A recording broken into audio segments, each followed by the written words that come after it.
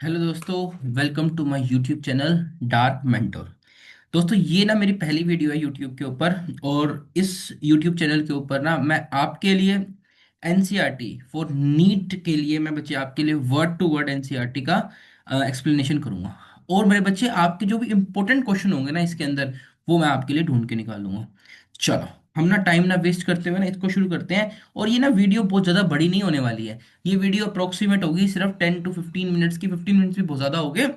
But आपको इसके अंदर हर एक वर्ड के अंदर जो भी क्वेश्चन बन सकता है ना, वो भी मैं आपको ढूंढ के निकालूंगा।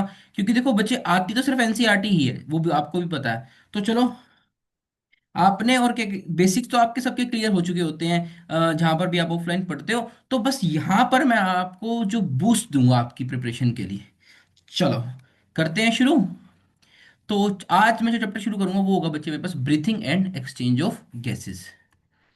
अब देखो, इसके अंदर पहला जो ये हमारा इंट्रोडक्टरी पैराग्राफ होता है, यहीं से हम स्टार्ट करते हैं। क्योंकि हो सकता है इसमें से भी कुछ हमें ऐसा क्वेश्चन मिल जाए।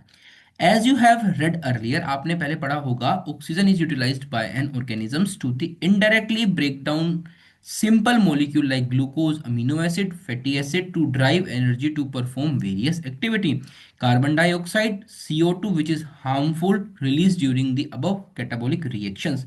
पहली बात तो देखो मेरे बच्चे, कैटाबोलिक रिएक्शंस कौन सी होती हैं?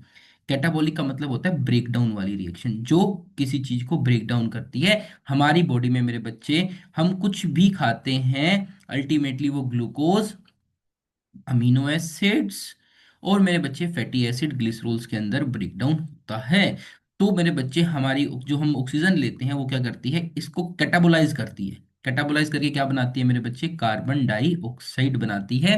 और कार्बन डाइऑक्साइड बच्चे हमारे लिए हार्मफुल होती है। इसीलिए मेरे बच्चे, हमारे लंग्स इसको भेज देते हैं और एनर्जी बनाने के लिए ऑक्सीजन को अपने अंदर ले लेते हैं। और इस प्रोसेस को ही हम क्या कहते हैं मेरे बच्चे? ब्रीथिंग बोलते हैं मेरे बच्चे। अच्छा, एनसीईआरटी में आपको इसने बोला है कॉमनली नोन एज रेस्पिरेशन, इसको हम रेस्पिरेशन भी बोलते हैं। बट एक्चुअल के अंदर ना मेरे बच्चे थोड़ा सा डिफरेंस होता है ब्रीथिंग और रेस्पिरेशन में। ब्रीथिंग जो होती है मेरे बच्चे, वो फिजिकल प्रोसेस है। क्या है वो? एक फिजिकल प्रोसेस है। और रेस्पिरेशन जो होती है ना मेरे बच्चे, वो क्या है हमारे पास? एक केमिकल प्रोसेस है। क्योंकि जो ब्रेक डाउन हो रहा है ना मेरे बच्चे, वो ग्लूकोज का किस कौन सी प्रोसेस की वजह से हो रहा है? वो रेस्पिरेशन की वजह से हो रहा है। ठीक है ना? अब एनसीईआरटी के हिसाब से देखोगे तो आप इन दोनों को सेम लिखोगे। Breathing and respiration are both are same. Place your hand on your chest. You can feel the chest moving up and down. You know that it is due to the breathing. And how do we breathe? The respiratory organ mechanisms of breathing are described in the following section of this chapter. देखो बच्चे, हम इसके बारे में सब पूरा detail में पढ़ेंगे इस चैप्टर के अंदर। लेकिन इस पैराग्राफ से मुझे एक ही बात समझ में आई है, एक तो ये ब्रीथिंग और रेस्पिरेशन का, और ये कैटाबॉलिक रिएक्शंस का। चलो, हम चलते हैं आगे। अब ये जो नेक्स्ट पैराग्राफ है हमारे पास, रेस्पिरेटरी ऑर्गन, ये बहुत इंपॉर्टेंट आपके लिए पैराग्राफ है। इसमें से आपको एक क्वेश्चन जरूर देखने को मिल सकता है। एक से दो क्वेश्चन भी देखने को मिल सकते हैं, लेकिन एक क्वेश्चन तो इसमें से 100% ही आएगा आपके लिए। चलो, mechanism of one breathing vary along a different group of an organism depending upon their habitats and level of organisation. तो मेरे बच्चे, पहला क्वेश्चन आपके दिमाग में ये आना चाहिए कि भैया किस बेस के ऊपर हमने मेरे बच्चे इनको डिवाइड करा है? मैकेनिज्म ऑफ ब्रीथिंग किस बेस के ऊपर डिवाइडेड होती है? तो वो दो मेथड होते हैं हमारे पास। दो चीजों को हम ध्यान रखते हैं, एक तो होता है हैबिटेट, और मेरे बच्चे लेवल ऑफ ऑर्गेनाइजेशन। हैबिटेट, कहाँ वो ऑर्गेनिज्म रहता है, और लेवल ऑफ ऑर्गेनाइजेशन का मतलब होता है मेरे बच्चे किस लेवल ऑफ ऑर्गेनाइजेशन है। मतलब उसके अंदर सेल्स हैं, या फिर सेल्स ने टिश्यू बना दिया है, या फिर टिश्यू को भी लगा कि भैया हमें ऑर्गन बनाने की नीड है, तो उन्होंने ऑर्गन बना दिया है। और ऑर्गन को भी लगा मेरे बच्चे हमें अभी ऑर्गन सिस्टम बनाने की नीड है। तो ये तो होता है लेवल ऑफ ऑर्गेनाइजेशन। और हैबिटेट्स होता है मेरे बच्चे, वो कहाँ पर रहते हैं। जैसे फॉर एग्जांपल, अगर मेरे बच्चे कोई हमारे पास एनिमल वाटर के अंदर रहता है, तो उसके पास गिल्स होंगे। ठीक है, कोई लैंड के ऊपर रहता है तो उसके पास, हमारे पास लंग्स होंगे। तो ये जो डिफरेंस है मेरे बच्चे, इसके बारे में ही हम पढ़ेंगे आगे, कि किस ऑर्गेनिज्म के पास कौन सा सिस्टम है गैस को एक्सचेंज करने का। देखो भैया, पहला आता है हमारे पास इसके अंदर लोअर इनवर्टिब्रेट्स। पहली बात तो, इनवर्टिब्रेट्स क्या होते हैं भैया? इनवर्टिब्रेट जिसमें वर्टिब्रल कॉलम एब्सेंट है। भैया आपको कुछ नहीं करना इसके अंदर, सिर्फ रात को सोने से पहले 10 मिनट कान में अपने हैंड फ्री लगाने हैं और सुनना है। देखो, आपकी जो है नंबर के अंदर जो आप मॉक टेस्ट देते हो उसमें आपको बहुत अच्छा बूस्ट मिलेगा। चलो, हम आगे चलते हैं। उसके बाद आता है स्पोंजिस, सिलेंट्रेटा एंड फ्लैट वोम। देखो मेरे बच्चे, ये तीन टाइप ऑफ ऑर्गेनिजम्स हैं, ऑर्गेनिजम्स नहीं है। अब देखो, सिलेंट्रेटा का एग्जांपल देखा जाए तो हमारे पास हाइड्रा हो जाता है हमारे पास। ठीक है, स्पोंजिस तो चलो एक ऑर्गेनिज्म हो गया हमारे पास, और फ्लैटवर्म भी बच्चे हमारे पास क्या हो गया, एक ऑर्गेनिजम्स का नाम हो गया। स्पोंजिस, सिलेंट्रेटा एंड फ्लैटवर्म। अब इन तीनों के अंदर बच्चे हमें क्या देखने को मिलता है, tissue sorry cellular level of organisation होता है। तो सिंपल डिफ्यूजन के थ्रू मेरे बच्चे क्या करते हैं, ऑक्सीजन को अंदर लेते हैं और कार्बन डाइऑक्साइड को ये रिलीज करते हैं मेरे बच्चे। अच्छा, दूसरा पॉइंट बच्चे मैं इसके अंदर आपको क्या बताना चाहता था, क्योंकि इनकी जो बॉडी होती है ना वो डायरेक्ट सारी की सारी इन्वायरमेंट के कांटेक्ट में होती है, that's why they do so. आगे बात समझ में, तो तीन टाइप के ऑर्गेनिजम्स हो गए हमारे पास, स्पोंजेस, सिलेंट्रेटा, हाइड्रा इस एग्जांपल हो जाएगा, और हो जाएगा मेरे बच्चे फ्लैट वोम। आगे बात समझे मेरे बच्चे, चलें आगे। Exchange O2 with CO2 bye simple diffusion over their body surface. Earthworm use their moist cuticle and insect have network of tubes called tracheal tubes। देखो मेरे बच्चे, इसके अंदर क्या आएगा, earthworm use their moist cuticle. अब देखो मेरे बच्चे, अब अर्थवॉर्म की ना एक बॉडी के ऊपर एक मोइस्ट क्यूटिकल, मतलब क्यूटिकल का मतलब होता है एक म्यूकस की लेयर होती है जो उसकी एपिडर्मल सेल्स होती है ना, उसको वो रिलीज करती है, जिसकी वजह से मेरे बच्चे वो क्या कर सकता है, ब्रीथ कर सकता है मेरे बच्चे। और इंसेक्ट अलग होते हैं, देखो अर्थवॉर्म क्यूटिकल, अर्थवॉर्म क्यूटिकल, इसको याद रखना, अर्थवॉर्म क्यूटिकल। ये भी क्वेश्चन बन सकता है, which organism shows A cuticle respiration, तो उसमें आएगा हमारे पास अर्थवॉर्म। अच्छा, और चलते हैं, insect have networks of tubes. Insect के पास क्या होते हैं, networks of tubes, tracheal tubes होती है। देखो, इंसेक्ट्स के ना बॉडी पे छोटे छोटे होल्स होते हैं, वहां से डायरेक्ट एयर जो है हमारे पास ऑक्सीजन में जाती, सॉरी ब्लड में जाती है, और मेरे बच्चे exchange of gases gases possible हो सकता है। तो इंसेक्ट्स लाइक कॉकरोचेस हो गए हमारे पास, हमारे पास स्पाइडर्स, कुछ स्पाइडर्स वगैरह हो गए, उनमें क्या होता है हमारे पास, ये ट्रैकियल ट्यूब्स हमें देखने को मिलती हैं। तो याद रखना, अर्थवॉर्म क्यूटिकल, याद रखो अर्थवॉर्म क्यूटिकल, और मेरे बच्चे हमारे पास ट्रैकियल सिस्टम किसके अंदर, इंसेक्ट्स के अंदर देखने को मिलता है।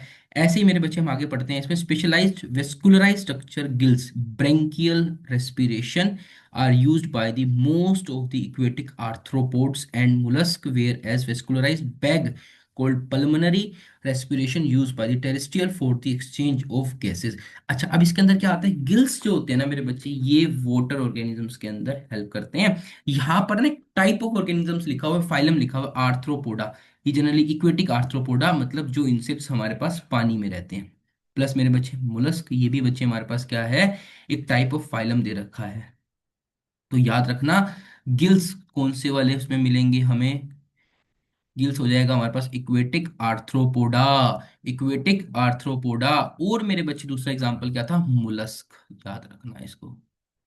ठीक है, इक्वेटिक आर्थ्रोपोडा और मुलस्क। चलो, अब हम चलते हैं आगे की तरफ। वेस्कुलराइज, अच्छा एक बात और, जो गिल्स वाले सिस्टम होता है उसको क्या बोला जाता है, ब्रेंकियल रेस्पिरेशन, इसको भी याद रखना, ब्रेंकियल रेस्पिरेशन। देखो, अगर आपको एग्जामिनर ने क्वेश्चन में फंसाना है ना, वो आपको गिल्स ना देकर ब्रेंकियल रेस्पिरेशन दे देगा तो आप कंफ्यूज हो जाओगे, तो याद रखो branchial respiration are use most of the aquatic, whereas vascular bag को लंग्स। लंग्स के बारे में तो आपको पता है, पल्मनरी, पल्मनरी क्यों बोलते हैं मेरे बच्चे, क्योंकि जो हमारे लंग्स के अंदर एक मेम्ब्रेन होती है जो हमारे लंग्स को प्रोटेक्ट करके रखती है, इसको बोलते हैं प्लूरा मेम्ब्रेन, तो वहां से बढ़ाया pulmonary. Are used by the terrestrial form of exchange among the vertebrates. अब वर्टिब्रेट्स में क्या होता है, वर्टिब्रेट्स, वर्टिब्रेट्स का मतलब क्या है मेरे बच्चे, जिनके पास हमारे पास वर्टिब्रल कॉलम है, फॉर एग्जांपल मैमल्स। फिशेस क्या यूज करती हैं बच्चे हमारे पास, gills, whereas amphibian, reptiles, birds, mammals respire through the lungs। अब देखो एम्फीबियंस, एम्फीबियंस मतलब दोनों जगह पे रहते हैं, वो क्या यूज करते हैं मेरे बच्चे, वो लंग्स के थ्रू तो एक्सचेंज ऑफ गैसेस पॉसिबल होता है मेरे बच्चे, लेकिन जो उनकी बॉडी में एंटर करती है ना मेरे बच्चे ऑक्सीजन, वो जाती है बच्चे स्किन के थ्रू भी जाती है, उसको बोला जाता है क्यूटेनियस रेस्पिरेशन, याद रखना मेरे बच्चे। जैसे एग्जांपल फ्रॉग, फ्रॉग कैसे ब्रीथ करता है मेरे बच्चे? With the help of their lungs. Sorry, lungs से तो वो ब्रीथ करता ही करता है, उसमें कोई गलत नहीं है। बट मेरे बच्चे, जो उनकी बॉडी में जो ऑक्सीजन जाती है वो कैसे जाती है? स्किन के थ्रू जाती है। इसीलिए मेरे बच्चे, अगर कभी भी फ्रॉग पूरा पानी में भी है ना, तो उसको कुछ ना तो कुछ पार्ट जो है वो एयर के कांटेक्ट में जरूर होगा, जहां से वो क्या करता है मेरे बच्चे? रेस्पिरेशन करता है। अच्छा, अब इसके अंदर मुझे जो आपको बात बतानी है वो ये था, vertebrates, fishes, gills, various amphibian के बारे में बताया मैंने। हमारे पास क्यूटेनियस रेस्पिरेशन, क्यूटेनियस का भी मतलब क्या होता है मेरे बच्चे? स्किन के थ्रू। और जो अर्थवॉर्म है वो भी क्यूटिकल रेस्पिरेशन करता है, इसमें बहुत ज़्यादा डिफरेंस नहीं है। बट अगर आ जाए अर्थ, सॉरी, एम्फीबियन, फ्रॉग, तो क्यूटेनियस रेस्पिरेशन आएगा। एम और हमारे पास क्या था?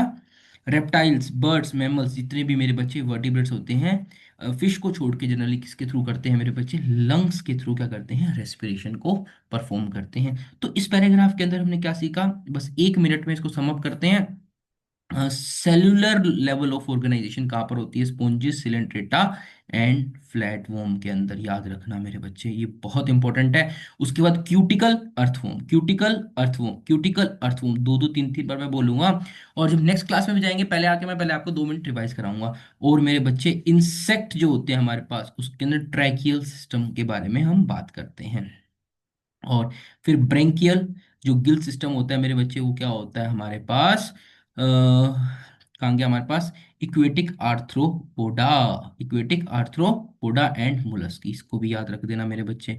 और दूसरी बात मेरे बच्चे, जो लंग्स हो जाते हैं, या फिर लंग्स किस में होते हैं मेरे बच्चे? जो ऑर्गेनिज्म लैंड पे रहते हैं। फॉर एग्जांपल हमारे पास हो गए एम्फीबियंस, रेप्टाइल्स, बर्ड, मैमल्स, ठीक है। और ये सब किसके थ्रू करते हैं? लंग्स के थ्रू करते हैं। एम्फीबियन के अंदर मेरे बच्चे एक यूनिक सिस्टम होता है जिसको हम बोलते हैं क्यूटेनियस रेस्पिरेशन। चलो, आज की ना बच्चे मैं यहीं पर क्लास एंड करता हूँ।